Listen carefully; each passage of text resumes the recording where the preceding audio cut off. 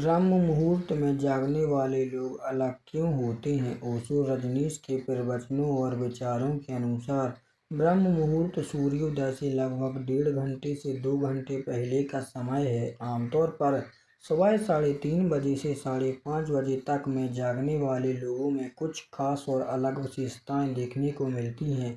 ओशो ने इस समय को केवल एक घड़ी का समय नहीं बल्कि एक गहरी आध्यात्मिक और मनोवैज्ञानिक घटना माना है। ओशो कहते हैं कि सुबह के इस पूरे वक्त पूरी प्रकृति सोकर उठ रही होती है। पक्षी, पेड़ पौधे और पूरा अस्तित्व एक नई ऊर्जा के साथ जागता है। जो व्यक्ति इस समय जागता है वह अनजाने में ही प्रकृति की इस जीवंत ऊर्जा के साथ जुड़ जाता है। ऐसे लोग बाकी दुनिया की तुलना में अधिक तरोताज़ा और जीवंत महसूस करते हैं। ओशो के अनुसार सुबह के समय पूरी दुनिया सो रही होती है, जिससे विचारों का सामूहिक कोलाहल बहुत कम होता है। इस समय वातावरण में एक अनूठा सन्नाटा और शून्यता होती है। जो लोग इस समय जागते हैं उनका मन स्वाभाविक रूप से शांत और अंतर्मुखी होने लगता है। ध्यान के लिए यह समय सबसे सरल और सुलभ हो जाता है। ओशो बताते हैं कि रात की गहरी नींद के बाद जब हम ठीक जागने के मूड पर होते हैं तो हमारा अहंकार पूरी तरह सक्रिय नहीं हुआ होता है। ब्रह्म मुहूर्त में जागने से व्यक्ति उस शुद्ध चेतना के करीब होता है जो बिना किसी मिलावट के होती है। इसलिए इस समय जागने वाले लोग अधिक सरल, संवेदनशील और आनंदित दिखाई देते हैं। सुबह का वह समय ऐसा है जैसे कोई नया जन्म हो रहा है। यदि तुम उस समय जाग सकते हो तो तुम अस्तित्व के सबसे करीब होते हो। ओशो के अनुसार ब्रह्म मुहूर्त में जागने का मतलब सिर्फ बिस्तर छोड़ना नहीं है बल्कि चेतना का जागना है। उनके प्रवचनों का सार यह है, इस समय जागने वाले लोगों को निर्णय लेने की क्षमता और रचनात्मकता बहुत ऊंची होती है क्योंकि उनका मस्तिष्क तनाव मुक्त होता है।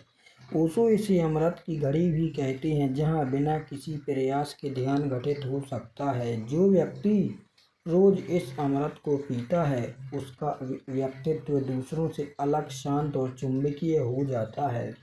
ओशो के अनुसार ब्रह्म मुहूर्त में जागने वाले लोग इसलिए अलग होते हैं क्योंकि वे 24 घंटे की भागदौड़ में से उस समय को चुनते हैं जो सीधे परमात्मा या प्रकृति के सबसे करीब ले जाता है। ओशो अक्सर कहते थे कि जब पूरी दुनिया जाग रही होती है तो हवा में करोड़ों लोगों की चिंताएं, तनाव, महत्वाकांक्षाएं और विचार तैर रहे होते हैं। हमारा मन रेडियो की तरह इन तरंगों को पकड़ता रहता है। सुबह 3:30 बजे से 5:30 बजे के बीच अधिकांश मानवता गहरी नींद में होती है। इस वजह से मानसिक प्रदूषण न्यूनतम होता है। जो लोग इस समय जागते हैं वे दूसरों के विचारों के दबाव से मुक्त होकर अपने स्वयं के शुद्ध अस्तित्व का अनुभव कर पाते हैं। सिख धर्म में जिसे अमृत वेला कहा गया है उसे ओशो ने ऊर्जा के विज्ञान के रूप में समझाया है। इस समय शरीर के भीतर ऊर्जा का प्रवाह बहुत सूक्ष्म और ऊर्ध्वगामी होता है। इस समय जागने वाले लोगों को रीढ़ और मस्तिष्क में ऊर्जा का संचार बेहतर होता है। यही कारण है कि ऐसे लोगों के चेहरे पर एक स्वाभाविक तेज, आंखों में शांति और चेहरे पर चमक दिखाई देता है और व्यवहार में एक ठहराव आ जाता है। ओशो के अनुसार दिन के समय ध्यान करने के लिए संघर्ष करना पड़ता है क्योंकि बाहर और भीतर दोनों तरफ कोलाहल है, लेकिन ब्रह्म मुहूर्त में तुम्हें ध्यान करना नहीं पड़ता। ध्यान तुम्हें घेर लेता है। प्रकृति खुद तुम्हें थपकी देकर शांत कर देती है। जो लोग इस समय का उपयोग केवल शांत बैठने या साक्षी भाव में रहने के लिए करते हैं उनका मानसिक संतुलन इतना मजबूत हो जाता है कि दिन भर की मुश्किलें भी उन्हें विचलित नहीं कर पाती। ब्रह्म मुहूर्त में जागने वाले लोग अलग इसलिए नहीं होते कि वे कोई विशेष क्रिया कर रहे हैं, बल्कि इसलिए होते हैं क्योंकि वे अस्तित्व के संगीत के साथ तालमेल में आ जाते हैं। जहाँ बाकी लोग दिन की शुरुआत तनाव, अखबार और भागदौड़ से करते हैं, वहीं ये लोग अपने दिन की शुरुआत शून्य, शांति और आनंद से करते हैं। यही सुबह की शांति दिन भर उनके भीतर गूंजती रहती है। ओशो कहते हैं कि आधुनिक मनुष्य की सबसे बड़ी त्रासदी यह है कि वह सबके संपर्क में है। सिवाय खुद के दिन भर हम दूसरों की अपेक्षाओं, काम के दबाव और सामाजिक भूमिकाओं में उलझे रहते हैं। सुबह का यह समय पूरी तरह आपका अपना होता है। इस समय ना तो कोई फ़ोन बजता है, ना कोई ईमेल आता है और ना ही कोई आपसे किसी भूमिका जैसे माता पिता, कर्मचारी या छात्र की मांग करता है। इस एकांत में व्यक्ति अपने मुखौटों को हटाकर अपने वास्तविक स्वरूप के सामने होता है, जिससे उसका आत्मविश्वास और आत्मज्ञान बढ़ता है। जो लोग देर से उठते हैं वे अक्सर दिन भर समय की कमी या जल्दीबाजी के शिकार रहते हैं।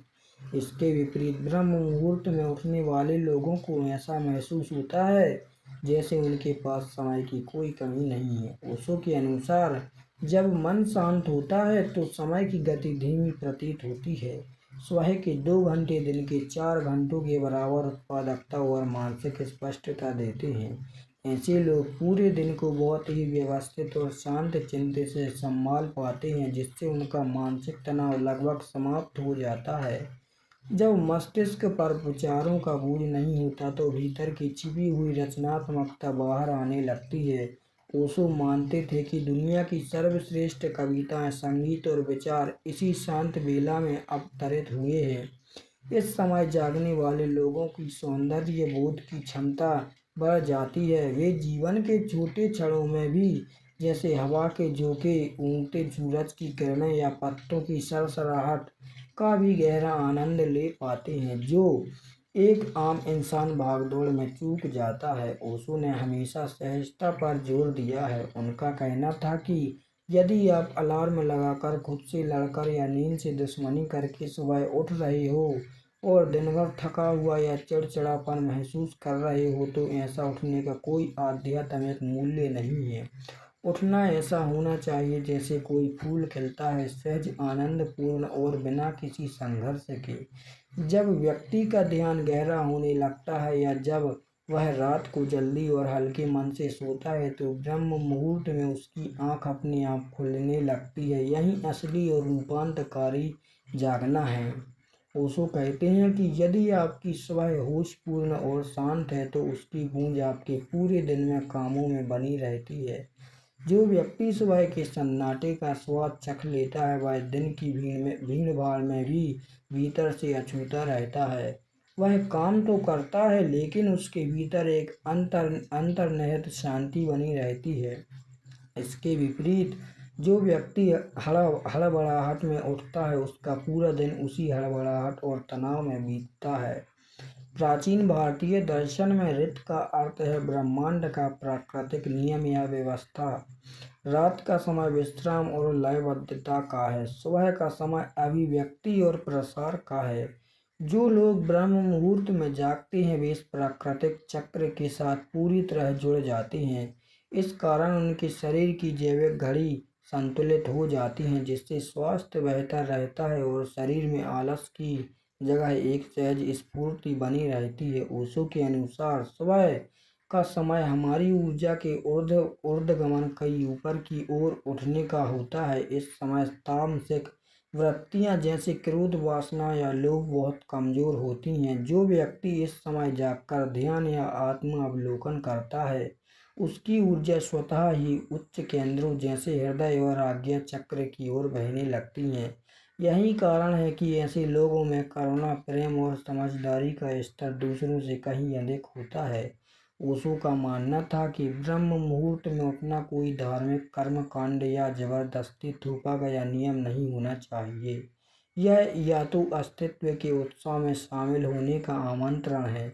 जब आप सुबह उठकर केवल शांत बैठते हैं, उगते सूरज को देखते हैं या केवल अपनी सांसों के प्रति संजग होते हैं तो आप धीरे धीरे उस महाजीवन से जुड़ने लगते हैं। यही कारण है कि ऐसे लोग भीड़ का हिस्सा होने के बावजूद अपने भीतर एक अनूठे और अलग व्यक्तित्व को समेटे होते हैं। ओशो के पूरे दर्शन का सार है साक्षी होना, यानी अपने ही विचारों और शरीर को एक तटस्थ दर्शक की तरह देखना। ब्रह्म मुहूर्त का सबसे समय इस साक्षी भाव को जगाने के लिए सबसे अनुकूल होता है। जब चारों ओर अंधेरा और सन्नाटा होता है तब आपके भीतर के विचार भी बहुत धीमे होते हैं। इस स्थिति में आप आसानी से देख पाते हैं कि मैं विचार नहीं हूँ, मैं शरीर नहीं हूँ, बल्कि मैं वह चेतना हूँ जो इन सबको देख रही हूँ। जो लोग इस अनुभव को रोज सुबह जीते हैं वे जीवन की बड़ी से बड़ी समस्या में भी विचलित नहीं होते।